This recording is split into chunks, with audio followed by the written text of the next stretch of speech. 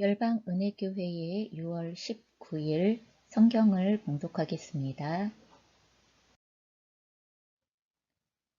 설교의 제목은 미스바와 에베네셀입니다. 본문은 사무엘상 7장 3절로 6절의 말씀입니다. 사무엘이 이스라엘 온 족속에게 말하여 이르되 만일 너희가 전심으로 여호와께 돌아오려거든 이방 신들과 아스타롯을 너희 중에서 제거하고 너희 마음을 여호와께로 향하여 그만을 섬기라. 그리하면 너희를 블레셋 사람의 손에서 건져내시리라. 이에 이스라엘 자손이 바알들과 아스타롯을 제거하고 여호와만 섬기니라. 사무엘이 이르되 온 이스라엘은 미스바로 모이라. 내가 너희를 위하여 여호와께 기도하리라 하매 그들이 미스바에 모여 물을 길어 여호와 앞에 붓고 그날 종일 금식하고 거기에서 이르되 우리가 여호와께 범죄하였나이다 하니라. 사무엘이 미스바에서 이스라엘 자손을 다스리니라. 아멘.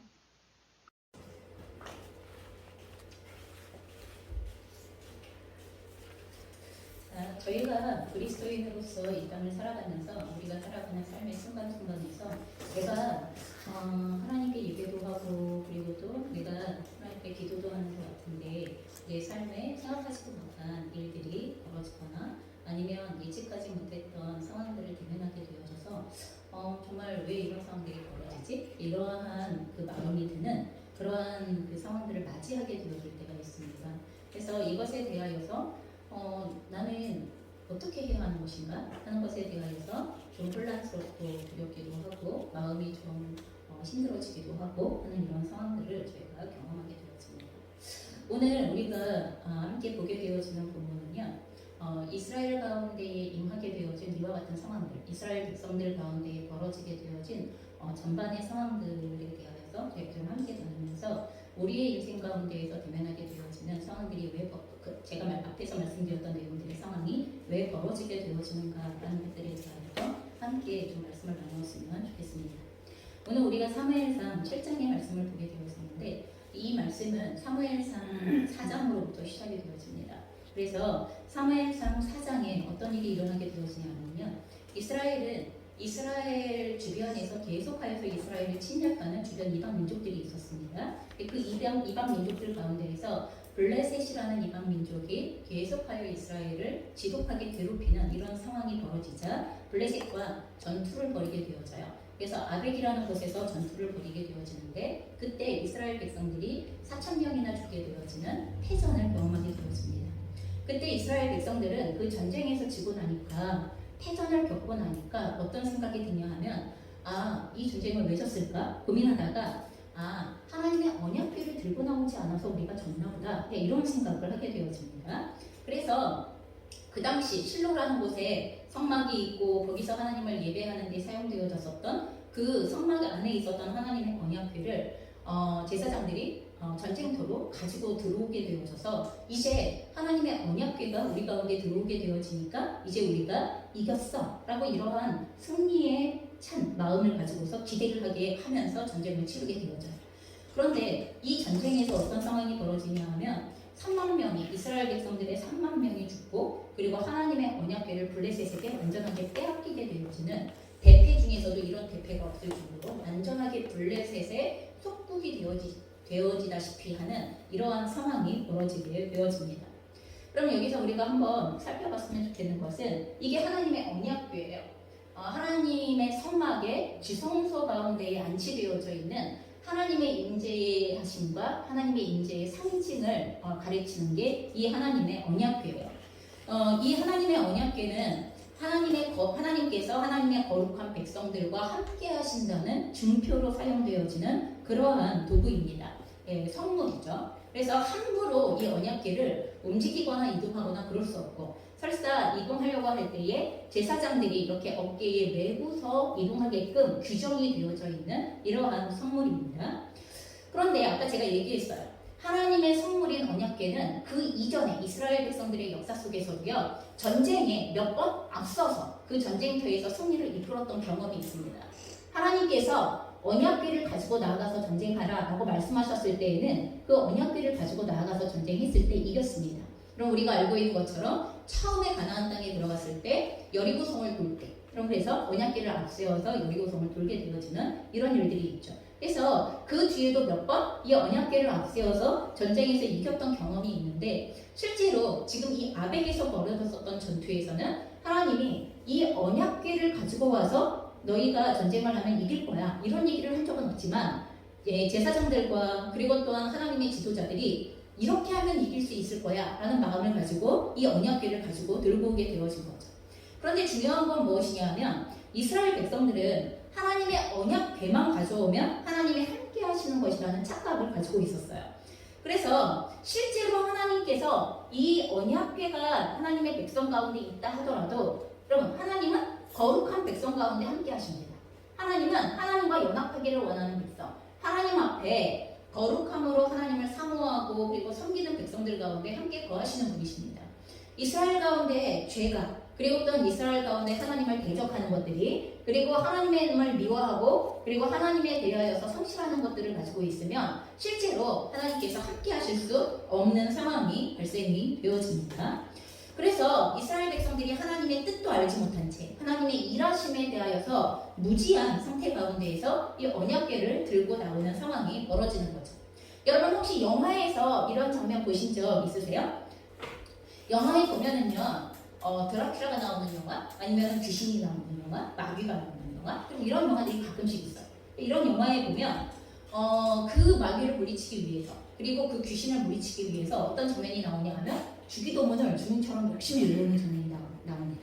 그리고 또 어떤 경우에는 십자가 장신구를 들이댑니다. 십자가의 목걸이라든지 아니면 십자가 이런 성물에 나무로 만든 이렇게 손으로 집을 수 있는 십자가라든지 이런 것들을 들이대면서 이 십자가를 들이대면, 아니면 주기도문을 외우고 있으면 마귀와 사단이 떠나가는 것처럼 이러한 착각을 받는 이러한 영화가 나오죠. 그런데 대부분 그렇게 하면 그 영화에서 그렇게 했던 사람들은 어떻게 되어져요? 죽어요. 그 사람들은 죽어요. 이기지 못해요. 그럼 왜 그런 거예요? 그러면 주기도문 자체가 주본이 아니기 때문에 그래요. 그러면 십자가 장신구나 귀걸이, 목걸이가 그럼 그것 자체가 힘이 있는 게 아니기 때문에 그래요. 그런데 어떤 사람이 들이미는 십자가는 힘이 있어요. 그렇죠? 영화에서도 그렇게 표현되어지죠. 막 광명이 나가기 시작하면서 알 수 없는 힘이 나가기 시작하면서 귀신이 물러가는 이러한 장면도 표현되어지는 영화들이 있기는 합니다. 여러분 그건 왜 그러냐 하면 주기도문에 담겨져 있는 신앙의 고백, 그리고 십자가에 담겨져 있는 믿음의 고백이 무엇인가를 정확하게 알고 그 믿음을 가지고 사단 앞에 서거나 마귀 앞에 설 수 있는 사람들, 그럼 이런 사람들은 승리할 수 있는 거예요. 하나님의 언약궤 자체는 주문이나 아니면 그럼 그것 자체가 신성한 물건, 여러분 이렇게 추구되어질 수 있는 게 아니라는 거예요. 여러분 거기에 하나님의 인재가 없으면 언약궤조차, 아까 우리가 보았던 언약궤조차 그냥 우리가 금으로 만들어 놓은 불상과 다를 게 아무것도 없어요. 금으로 만들어 놓은 다른 종교의 우상들과 다를 게 아무도 없어요. 그런데 거기에 하나님이 인재하시니까, 그렇죠? 그 언약궤에 내가 거기에 너희와 함께 있겠다고 약속하신 약속이 있고, 그리고 그 약속이 지켜지기 위하여서 이스라엘 백성들이 하나님 앞에 거룩함과 성결함으로 나가야 하는 전제 조건이 필요하다는 것을 언제나 말씀하시는 거죠. 자, 그래서 하나님의 언약궤를 아벡 전투에서 블레셋에게 빼앗기고, 그리고 그 전쟁에서는 완전히 대패하고 블레셋이 이스라엘을 다스리기 시작하는 이런 상황들이 벌어지게 되어집니다. 그런데 사무엘상 5장으로 넘어가면, 그러면 이 언약궤를 빼앗은 이스라엘 백성들이 블레셋 백성들이 너무나 신났어요. 우리가 하나님을 이겼다, 이 생각한 거예요. 그래서 그들의 신이 그 당시에 섬기고 있었던 신이 다곤이라는 신이거든요. 위는 사람 모양, 아래는 물고기 모양. 그럼 이게 다곤 신이에요. 다곤 신은 바알 신의 아버지로 불리우는 그런 신이에요. 그래서 그러면 실제로 이 블레셋이 섬기고 있는 다곤 신전이 있는 아스돗에 그 신전 안에다가 하나님의 언약궤를 갖다 놓은 거예요. 그럼 무슨 말이냐 하면 다곤 신 당신에게 이 하나님의 제물을 바칩니다. 하나님의 성물을 바칩니다. 당신이 이기셨습니다. 하나님이 지셨습니다. 이런 고백을 가지고 다곤 신 앞에다가 바쳐놓은 거예요. 그런데 그 다음날이 되어져서 들어가 보니까 다곤 신상이 언약궤 앞에 떡하니 쓰러져 있네요. 그래서 너무 흠칫했어요. 다시 이렇게 세웠어요. 그 다음날 다시 들어가 봤더니 다곤 신상의 머리는 잘려있고 양 손목이 잘려있고 몸뚱이는 하나님의 언약궤 앞에 또 쓰러져 있네요. 여러분 이런 상황이 벌어지고 또 하나는 그 신전이 있는 도시였던 아스돗에 종기가 퍼져요. 엄청난 독한 종기. 이게 나중에 보니까 쥐가 옮기는 패스트 같은 거예요. 그래서 아스돗 전체의 도시에 이 독종이 퍼져나가 질병이 엄청나게 퍼져나가기 시작하면서 사람들이 너무나 끔찍한 위험을 당하게 되어지는 거예요.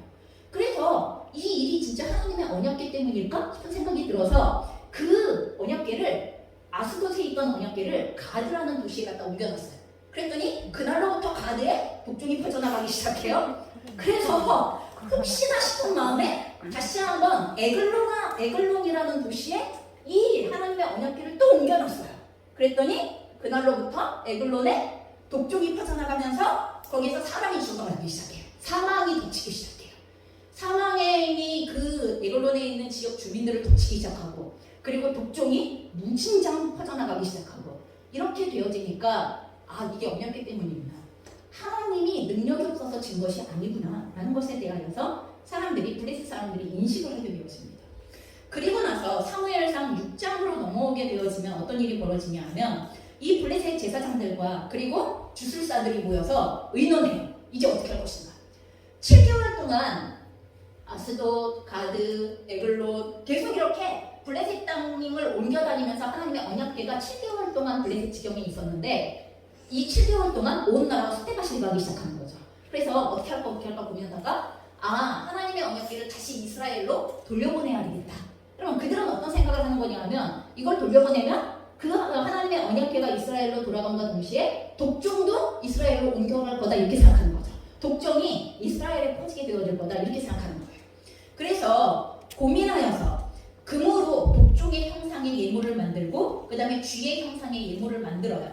블레셋은 크게 5도시가 연합되어진 부족 연맹체예요. 그래서 각각의 도시의 숫자, 5개 큰 도시의 숫자대로 독종의 모양의 금으로 만든 예물 5개, 쥐 모양으로 만든 금 모양의 예물 5개. 이걸 만들어가지고 그리고 언약궤를 수레에 실어요. 이 예물과 같이 수레에 실어서 송아지를 출산한 암소 2마리가 끄는 그 수레를 소에 매게 하여서 이 소가 이스라엘 땅으로 바로 들어가면 여러분 송아지를 떼어놓은 엄마 소들은 송아지 울음소리가 들리면 본능적으로 절대로 앞으로 가지 않고 송아지를 향하여 움직이게 되어져 있는데 그런데도 불구하고 소 2마리가 이스라엘 땅을 향하여서 앞으로 직진한다? 그러면 이거는 하나님이 역사하시는 증거라고 본 거예요.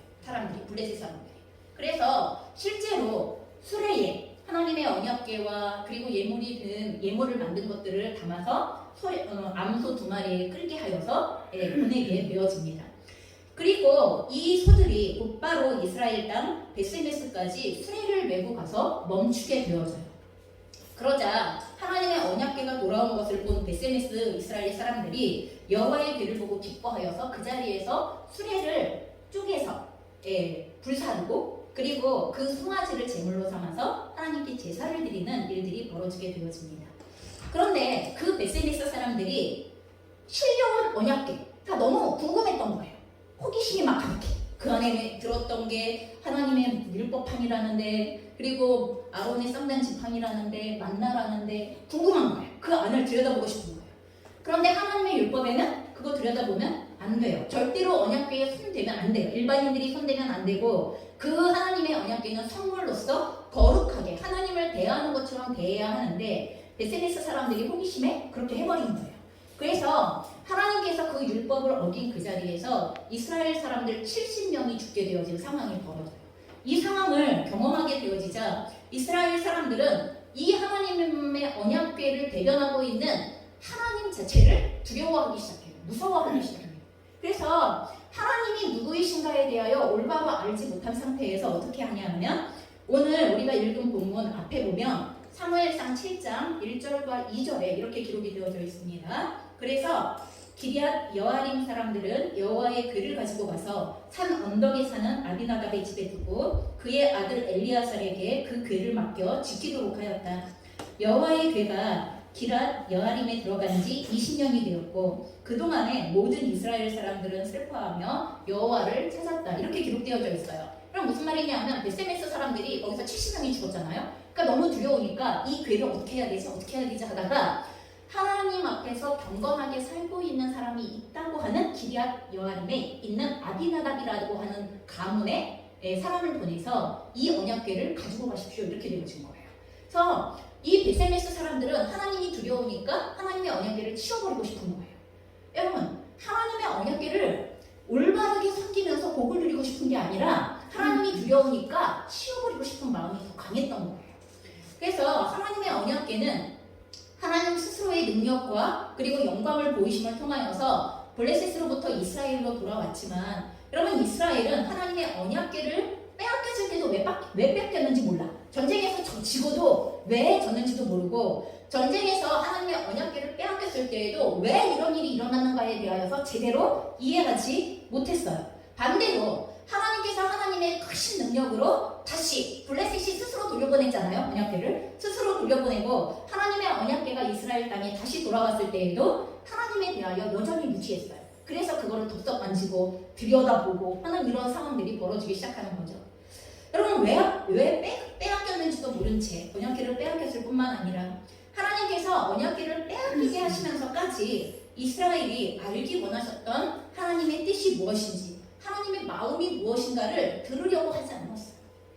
여러분, 우리가 예측할 수 없는 상황을 맞이할 때 내가 예배도 드리는데, 내가 기도도 하는 것 같은데, 내가 헌금도 하고 종교 생활을 하고 있는 것 같은데, 하나님을 섬기고 있는 것 같은데 나에게 왜 자꾸 이런 일이 일어나지? 여러분, 이런 마음이 드세요? 종교 생활만 하기 때문이에요.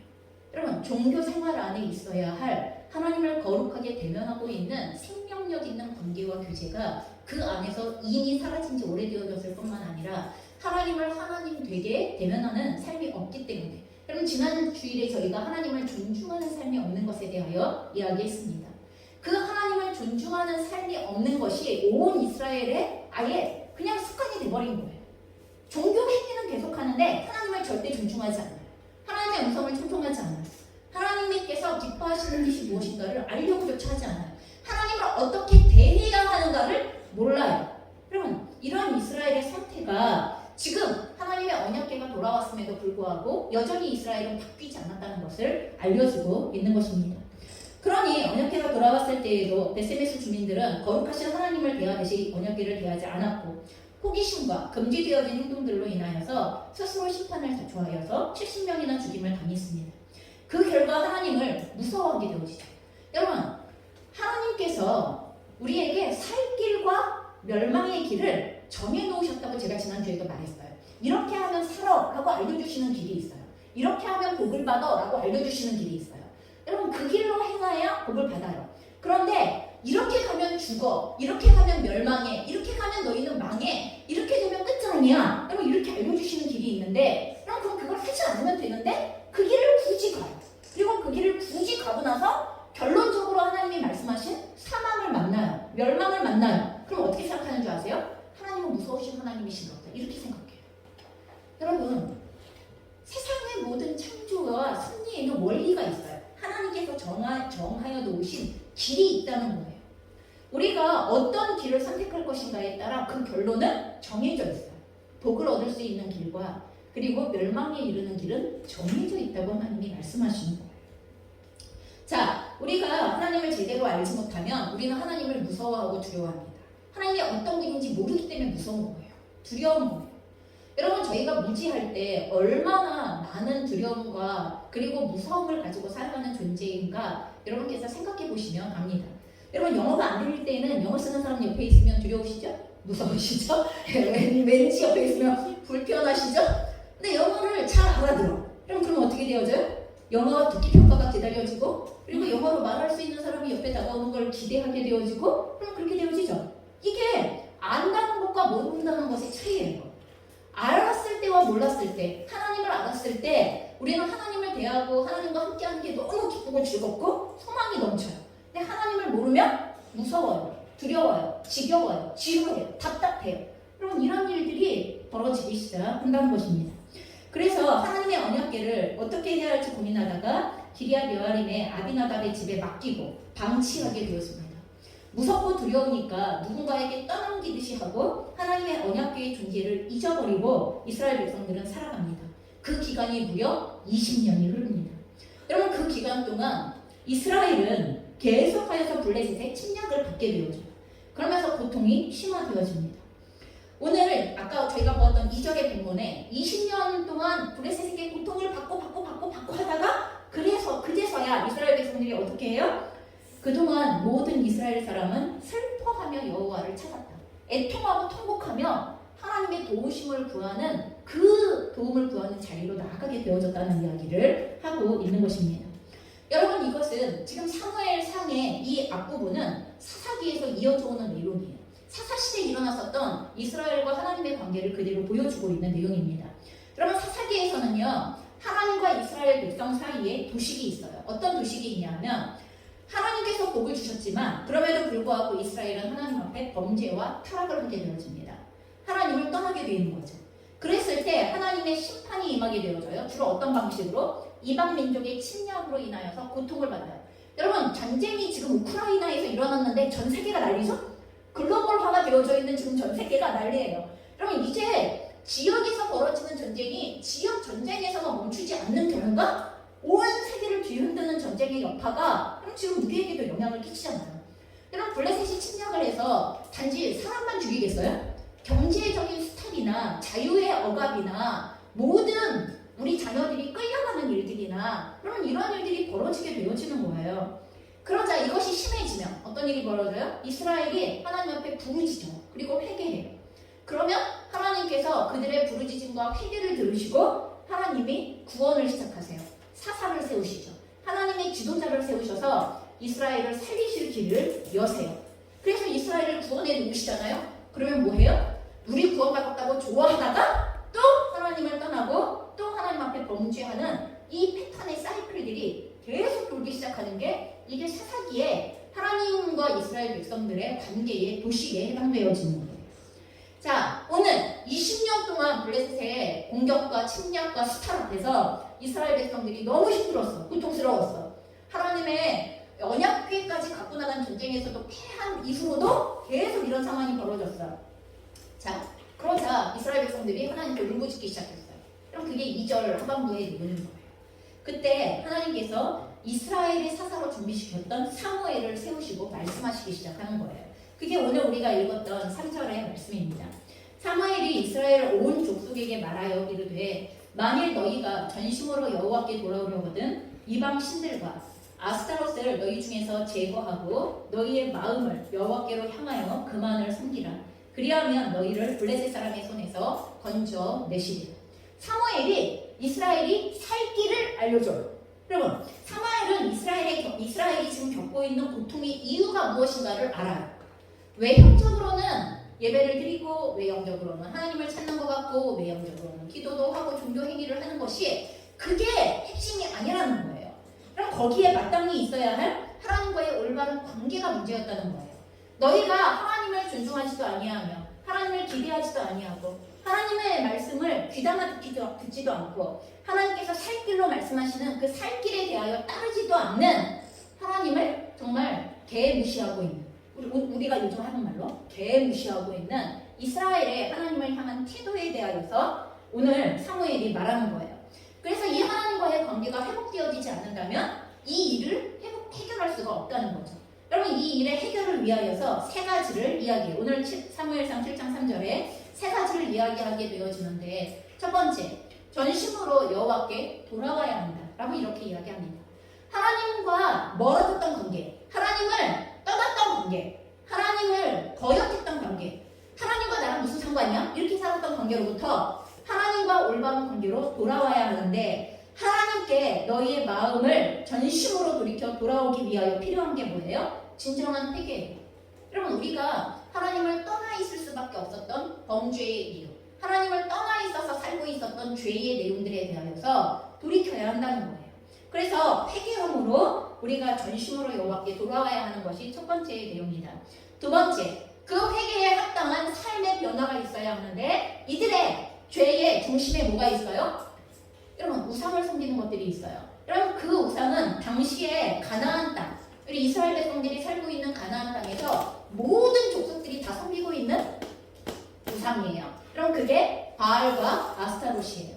그럼 바알과 아스타롯, 풍요의 신이에요. 풍요의 남신과 그리고 풍요를 가져오는 성적인 신인 여신, 그것이 아스타롯이에요. 바알과 아스타롯, 이 두 신을 섬기는 것을 통하여서 가나안 땅에 풍성함이 있다고 생각하고 비옥함이 있다고 생각하는 거예요. 그런데 이게 그 땅에 가득하다 보니까 여러분 이스라엘 백성들이 하나님을 섬기는 사람들임에도 불구하고 자연스럽게 그 문화를 받아들이고 자연스럽게 그 시대의 사람들의 삶을 받아들여요. 여러분 지금 오늘날 우리가 살아가고 있는 시대에서 문화적으로 우리의 삶에 스며들어 있는 우상들이 엄청 많아요. 저희가 하나님을 섬긴다고 하는데 진짜 하나님을 섬기냐? 아니죠. 돈 섬기죠. 여러분 우리가 성을 섬겨요. 쾌락을 섬겨요. 그리고 또한 자기 우상이라는 성공이라는 자기 우상을 섬겨요. 여러분 우리 시대에 그 시대에서 당연하다고 여기는 많은 것들이 정말 하나님 보시기에도 당연한 것이냐라는 것들을 생각해 보아야 하는데 그냥 다 그렇게 하니까 모두가 다 그렇게 하니까 여러분 다 먹방 찍으면 나도 먹방 찍어야 할 것 같죠? 예, 다 맛집 찾아다니면 나도 맛집 찾아다녀야 될 것 같아요. 다 예, 주 4일 근무하고 주 5일 근무하면서 주말에는 여기저기 이렇게 돌아다니면서 열심히 놀아야 될 것 같으면 나도 그렇게 해야 될 것 같아요. 그렇죠? 여러분 왜 이 섬김과 희생과 수고와 왜 이런 거는 유행이 안 되나 몰라? 그쵸? 네, 좀 유행이 좀 되면 좋겠어. 그쵸? 누군가를 섬기기 위해서 나를 희생하고 그리고 내 것을 내어주고 이런 게 좀 유행이 되면 좋겠는데 그럼 그런 문화가 좀 있어요?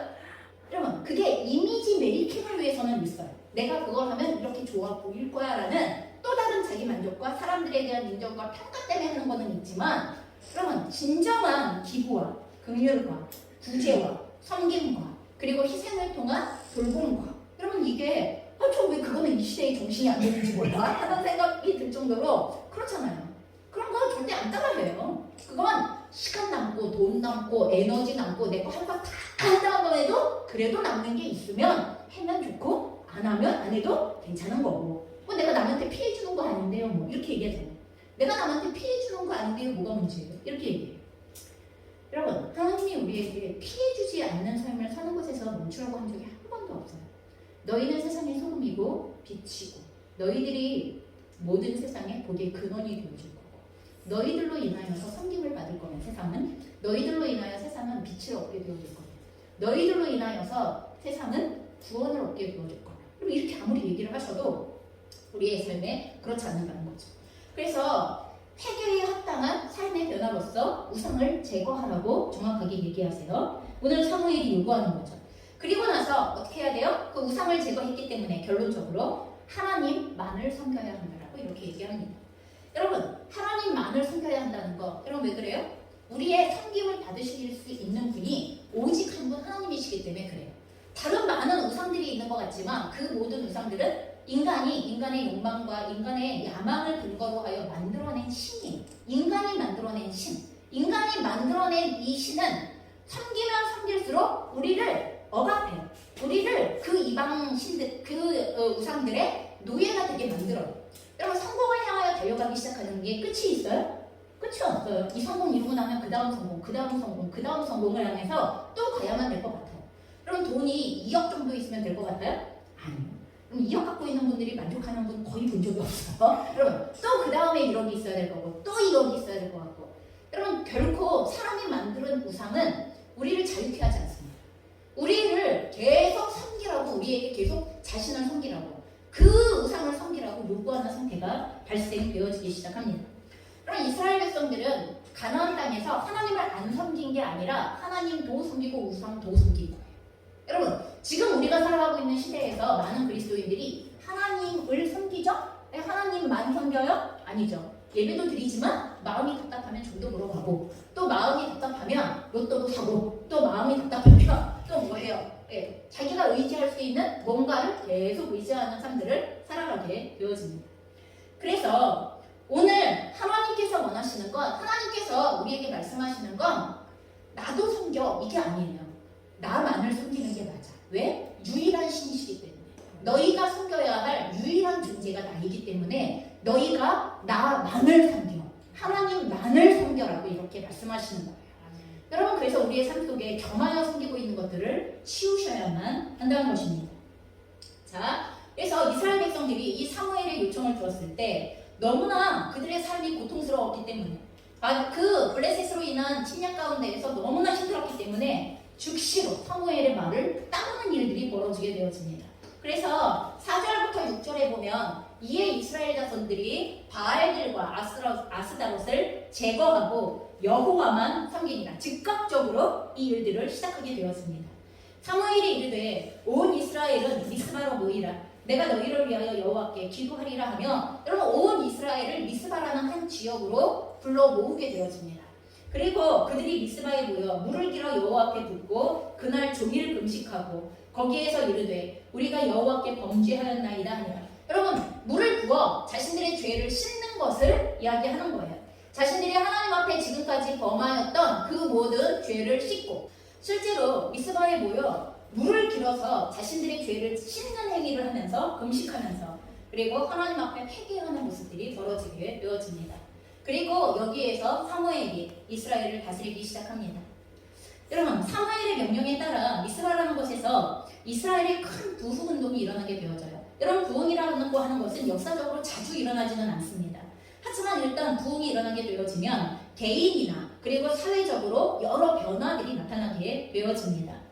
여러분, 부흥은요, 하나님을 믿는 사람들이 하나님의 말씀을 받아서, 오늘 사무엘이 말해주잖아요. 너희가 지금 왜 이런 상태 가운데 있다는 것을, 하나님과의 올바르지 않은 관계 때문에 벌어지고 있는 상황이라는 것을, 너희가 하나님을 떠나 있을 뿐만 아니라 그 자리에, 하나님이 있어야 할 자리에 우상들을 가져다 놓고, 그리고 하나님과 우상을 겸하여 섬기고 있는 이와 같은 모습들이 있다는 것들을 이야기해주고 있는 거잖아요. 이게 하나님의 말씀을 받는 거죠. 하나님의 말씀을 받고 또 이 말씀을 통하여서 지금까지 하나님 앞에 딱딱해져 있었던 그 심령의 땅들을 기경하여서 죄를 회개하고 하나님께로 돌아오는 각성 운동, 여러분, 이것을 우리가 부흥이다라고 이렇게 이야기하게 되어집니다. 그래서 부흥을 한마디로 이야기하면 너희 마음을 여호와께로 향하여, 너희의 마음을, 너희의 전심을 다하여 여호와께로 너희의 마음을 향하여 우상을 제거하고 하나님만을 섬기라. 그분만을 섬기라. 여러분, 이게 부흥의 핵심이고, 그리고 이게 부흥의 가장 중요한 기준에 해당되어지는 메시지라는 것을 기억하셔야 합니다. 여러분, 이와 같은 부흥은 오늘날 나의 삶의 영적인 상태 속에, 그리고 오늘날 한국과, 그리고 또한 여러분, 유럽 사회가 얼마나 엄청난 속도로 기독교 세계가 무너져가고 있는지 여러분 다 들어서 아시죠? 여러분, 클럽으로 바뀌어요. 술집으로 바뀌어요. 아니면 심지어 무슬림 상원으로 바뀌어요, 교회들이. 그리고 그 안에서 뭐 체조 교습소, 서커스 강습 뭐 이런 것들이 이루어지는 공간으로 교회들이 바뀌어요. 여러분, 그냥 장소만 바뀐다는 얘기가 아니에요. 왜 그렇게 교회의 어떤 장소들이 바뀌고 있느냐 하면 더 이상 그 교회 안에 성도들이 없기 때문이에요. 성도들이 사라져서 그 교회를 유지할 수 없게 되어졌기 때문에. 그럼 그 수많았던 유럽 땅 가운데 있었던 수많았던 성도들은 다 어디로 갔을까? 여러분, 유럽 사회, 그리고 기독교 사회였던 곳에 재부흥이 필요한 너무나 절실한 상황들을 보게 되어져요. 그러면 오늘날 한국 사회는 괜찮아요? 아니죠. 여러분, 지금 우리가 살아가고 있는 시대 속에서 하나님은 오늘도 사무엘을 통하여 우리에게 말씀하시기 시작하시는 거예요. 부흥이 필요하다는 이야기를 하고 계시는 거예요. 아멘. 여러분, 이렇게 이스라엘 백성들이 미스바에 모여서 부흥 운동에 집중하고 있을 때 이스라엘 온 백성이 모이니까 블레셋이 놀랬어요. 얘네들이 우리를 먼저 치료한다. 우리에게 드디어 반기를 들여간다. 이런 생각을 가지고 블레셋이 먼저 이스라엘을 치러 올라오기 시작했어요. 다시 또 올라오는 거예요. 그러자 이스라엘 백성들이 너무나 두려운 마음을 가지고서 사무엘에게 요청하기 시작합니다. 8절에 보면 이스라엘 자손이 사무엘에게 이르되 당신은 우리를 위하여 우리 하나님 여호와께 쉬지 말고 부르짖어 우리를 블레셋 사람들의 손에서 구원하시게 하소서. 사무엘에게 블레셋을 물리쳐달라고 요구하기 시작합니다.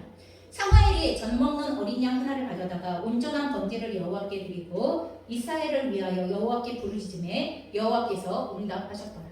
여러분, 이스라엘이 하나님 앞에 회개하고 그리고 하나님 앞에 금식하며 먼저 하나님 앞에 부흥운동으로 나아가고 있었잖아요. 회개할 합당한 삶으로 나아가고 있었잖아요. 그래서 사무엘은 하나님 앞에 간구할 수 있는 거예요. 여러분, 사무엘이 그냥 기도한다고 하여서, 여러분, 사무엘이 기도해서 그냥 하나님께서 이스라엘을 블레셋을 물리쳐 주시는 게 아니에요. 이스라엘 백성들이 하나님 앞에 돌아와 이제 블레셋을 대적할 수 있는 준비가 되어졌기 때문에 하나님은 사무엘의 기도를 통하여 그 블레셋을 이기게 하시고 승리하게 하시는 역사를 이루어내시기 시작하는 거예요. 그래서 10절에 보면 사무엘이 번제를 드릴 때에 블레셋 사람이 이스라엘과 싸우려고 가까이 오매 그날에 여호와께서 블레셋 사람들에게 큰 우레를 발하여 그들을 어지럽게 하시니 그들이 이스라엘 앞에 패한지라. 여러분 요즘 급작스러운 여러분 비가 엄청나게 하루 만에 6개월치가 쏟아지고 막 이런 거 있잖아요. 여러분 우박이 여러분 주먹만한 우박을 넘어서 돌덩이만한 우박이 여러분 그 블레셋 진영에 쏟아져 내리고 그 비가 쏟아져 내리고 그런다고 쳐보세요. 여러분 그 전쟁을 할 수 있어요? 그 전쟁을 못해요. 하나님께서 큰 우레를 보내셔서 먼저 이스라엘 블레셋의 모든 진영을 휩쓸기 시작하는 거예요. 그러자 이스라엘 이제 군인들이 뒤에 따라 나가서 그 혼비백산하고 있는 블레셋의 진영을 치니까 거기서 전쟁에서 승리가 일어나게 되어지는 거예요. 이스라엘 사람들이 미스바에서 나가서 블레셋 사람들을 추격하여 벳갈 아래에 이르기까지 쳤더라. 그리고 12절 사무엘이 노를 취하여 미스바와 센 사이에 세워 이르되 여호와께서 여기까지 우리를 도우셨다 하고 그 이름을 에베네셀이라 하니라. 그러면 에베네셀은 도우심의 돌이라는 뜻이에요. 도우시는 돌이라는 의미를 가지고 있는 게 에베네셀이라는 의미입니다. 여러분 20년 전에는요 이스라엘이 아벡에서 블레셋과 전쟁했을 때 그럼 그때 오히려 이스라엘이 훨씬 더 전력으로 전쟁을 치를 수 있는 능력으로는 훨씬 더 강했던 때예요. 그렇죠. 현재의 이스라엘보다 훨씬 더 강했던 때인데 그러면 20년 동안 이스라엘은 블레셋에 의하여 침략당하고 수탈당하고 위협받고 고통받고 그리고 지금이 훨씬 약해져 있는 상황이에요. 그러면 전력만 따지면 그때 이겼어야 되고 지금은 졌어야 정상이에요. 하지만 오늘 이스라엘은 승리합니다. 20년 전에는 하나님의 귀까지 전쟁터에 들어왔는데도 처참하게 패했는데 오늘 여러분 하나님의 귀는 지금 기럇 여아림이라는 산골짜기에 있어요. 이스라엘 백성들은 그 언약궤를 언제 갔는데 20년 동안 본 적도 없어. 그럼 그런 상황인데도 불구하고 지금 제사조차 제대로 온전하게 드리지 못했던 20년이 지났음에도 불구하고 오늘 그 한 번의 구원운동으로 인하여서 하나님과의 관계가 회복되자 이스라엘은 승리를 취하게 되어지는 것입니다. 여러분 하나님과 그의 백성 이스라엘의 관계가 회복되어졌기 때문입니다. 다른 거 하나도 없습니다. 이스라엘이 강해져서 이스라엘이 잘 살게 되어져서 이스라엘이 뭐해져서 아닙니다. 여러분 오히려 거꾸로 얘기하셔야 돼요. 우리가 잘 살고 복을 누리게 되어졌다면 하나님과 올바른 관계를 유지했기 때문이에요. 혹시 우리에게 그러지 못한 상황이 발생되어졌다면 일반적으로 항상 그런 건 아니지만 일반적으로 우리와 하나님과의 관계가 건강한가를 반드시 되돌아보셔야만 한다는 것입니다. 여러분 이스라엘은 사무엘의 요청에 따라 전심으로 그 마음을 여호와께 돌이켰고 삶에서 우상을 제거함으로써 하나님만 섬기는 삶으로 돌아왔기 때문에 오늘 블레셋과의 전쟁에서 하나님께서 직접 개입하여 싸우시는 하나님 그런 상황을 만나게 되어졌고 그 결과로 이스라엘이 승리를 취하게 되어집니다. 진정한 부흥이 있는 곳에 여러분 여호와께서 여기까지 우리를 도우시는 역사가 일어나게 되어지는 거예요. 여러분 그래서 진정한 부흥이 먼저예요. 진정한 부흥이 있어야 하나님께서 여기까지 오늘이라는 삶의 바로 이 자리까지를 하나님이 도우시는 역사가 벌어지게 되어지는 것입니다. 그리고 이 역사는 우리의 인생 속에서 한 번만 있으면 되는 역사가 아니에요. 여러분 우리는 내일 또 싸울 겁니다. 세상을 향하여 세상의 권세를 잡은 마귀를 향하여 그리고 세상의 모든 세속 정신을 향하여 우리는 내일도 싸울 거예요. 그럼 내일은 패할 거예요? 아니잖아요. 우리는 내일도 이겨야 돼요. 내일도 승리해야 돼요. 내일에 가서 내일의 에베네셀을 선포해야 돼요. 하나님 오늘 여기까지 하나님께서 도우셨습니다 라고 이야기할 수 있는 그 에베네셀의 승리를 선포하는 일이 내일도 일어나야 돼요. 여러분 그러니 우리에게는 부흥이 단 한 번으로 끝나서는 절대로 안 되는 그러한 상황이라는 것입니다. 블레셋과의 전쟁에서 여러분 이스라엘이 오늘 승리했을 뿐만 아니라 그동안 블레셋에게 빼앗겼던 성읍들을 다시 되찾게 되어지고 그 땅에 평화가 임했다고 오늘 블레셋과의 관계에 있어서의 결과를 오늘 13절, 14절에 걸쳐서 하나님만 말씀하세요. 이에 블레셋 사람들이 굴복하여 다시는 이스라엘 지역 안에 들어오지 못하게 되어졌다. 여호와의 손이 사무엘이 사는 날 동안에 블레셋 사람을 막아주셨다. 블레셋 사람들이 이스라엘에게서 빼앗았던 성읍이 에글론부터 시작하여서 가드까지 이스라엘에게 회복이 되어졌다. 그리고 이스라엘이 그 지역을 블레셋 사람들의 손에서 도로 찾았고 또 이스라엘과 아모리 사람 사이에 평화가 있었다. 여러분 이렇게 얘기하는 거예요. 자, 그런데 여기서 아주 중요한 거 하나를 짚고 넘어가야 하는 게 뭐냐면, 그러면 이 부흥이 어디로부터 가능할 수 있냐는 거예요. 이 부흥이 도대체 어디로부터 가능할 수 있냐? 그러면 이 중심에 바로 사무엘이 있기 때문에 가능한 거예요. 그럼 오늘 본문에서 사무엘은 기도의 사람이라고 이렇게 언급되어져 있어요. 5절에 보면 내가 너희를 위하여 여호와께 기도하리라. 8절에 당신은 우리를 위하여 우리 하나님 여호와께 쉬지 말고 부르짖어 주십시오. 그럼 사무엘이 하나님 앞에 기도하는 사람이라는 걸 이스라엘 백성들이 다 알아. 그렇죠? 또한 이스라엘을 위하여 여호와께 부르짖음에 라고 9절에 기록되어져 있어요. 그럼 기도의 사람이라는 얘기는 다른 말로 하면 무슨 말이냐 하면 하나님을 아는 사람이라는 거예요. 그럼 기도하는 사람은 하나님을 알게 되어져요. 기도하는 사람은 하나님의 뜻을 알게 되어져요. 기도하는 사람은 하나님의 마음을 알게 되어져요. 기도하는 사람은 하나님의 일하심의 방식을 알게 되어져요. 그럼 기도하는 사람이라는 말 안에 하나님을 올바로 알고 하나님의 뜻을 제대로 알고 하나님의 거기에 그 뜻에 담겨져 있는 마음을 제대로 알고 그 마음이 펼쳐질 수 있는 일하심의 방식을 알게 되어지는 사람이라는 게 있는 거예요. 여러분 이 사무엘이 있기 때문에 사무엘의 요청이 이스라엘을 향하여 너희가 미스바로 모여서 너희의 마음을 하나님께로 돌이키고 너희에게서 우상을 제하고 하나님을 섬기라라고 이야기했을 때 사람들은 그게 하나님께로부터 오는 뜻이라는 것에 대하여 알게 되어지는 거예요. 그럼 부흥운동은 하나님을 아는 사람으로부터 시작되어지는 거예요. 하나님을 올바로 아는 사람의 요청과 그리고 하나님을 올바로 아는 사람의 강력한 하나님 앞에서 기도했었던 그 삶의 내용으로 인하여서 부흥운동은 시작이 되어지는 것입니다. 여러분 그래서 진정한 부흥의 구심점에 그 사람이 서게 되어져요. 하나님께서 그 사람을 하나님의 권위와 능력을 덧입히셔서 진정한 부흥의 통로로 사용하시기 시작한다는 것입니다. 여러분 이게 여러분은 될 수 없고 사무엘만 될 수 있는 거예요? 우리는 될 수 없고 사무엘만 가능한 거예요? 아니에요. 여러분 하나님의 백성으로 부름을 받은 누구라도 기도의 사람으로서는 누구라도 부흥의 그 구심점에 그 부흥의 통로로 설 수 있게 되는 거예요. 여러분 기도의 사람들은 부흥의 사람들이에요. 기도의 사람들은 부흥의 구심점에 서는 사람들이에요. 기도의 사람들은 하나님의 부흥을 가져오는 사람들이에요. 하나님을 올바로 알게 되기 때문에 그 시대는 하나님을 무서워하고 두려워했지만 하나님을 알던 사무엘은 하나님이 기뻐하시는 뜻이 무엇인가를 선포할 수 있었던 거예요. 여러분 우리는 이것을 다시 한번 기억하셔서 미스바의 부흥, 아까 얘기했죠. 미스바의 부흥의 핵심이 뭐라고요? 너희의 마음을 여호와께로 향하여 우상을 제거하고 그만을 섬기라. 우리의 삶에 이 미스바의 부흥이 필요하신 분이 있어요. 여러분 이 자리로 나가셔야 됩니다. 이 미스바의 부흥은 에베네셀의 역사, 다시 말해서 여호와께서 여기까지 우리를 도우셨다라고 하는 이 에베네셀의 역사를 반드시 이루게 됩니다.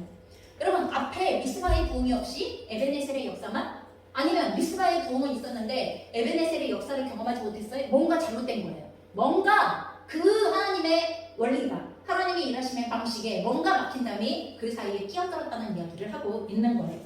하나님께서는 오늘도 그분의 백성들의 삶이 미스바의 부흥과 에베네셀의 역사로 인하여서 살아 움직이면서 성장하기를 원하십니다. 먼저는 나의 삶 속에 그러면 이 놀라운 믿음의 삶이 새로워질 수 있도록 그리고 나아가 내가 속한 가정과 교회와 그리고 공동체 안에 여러분 이 역사가 새롭게 시작되어질 수 있기를 소망하면서 여러분 기도의 사람이 되어지는 자리 여러분 그 기도의 자리로 나아가시는 우리가 되어주시기를 부흥의 구심점에 서시는 우리가 되어주시기를 하나님을 아는 백성은 용맹을 받는다고 얘기하시는 그 하나님의 기도의 사람의 자리에 서게 되는 우리가 되어지기를 주님의 이름으로 축원합니다. 같이 기도하시겠습니다.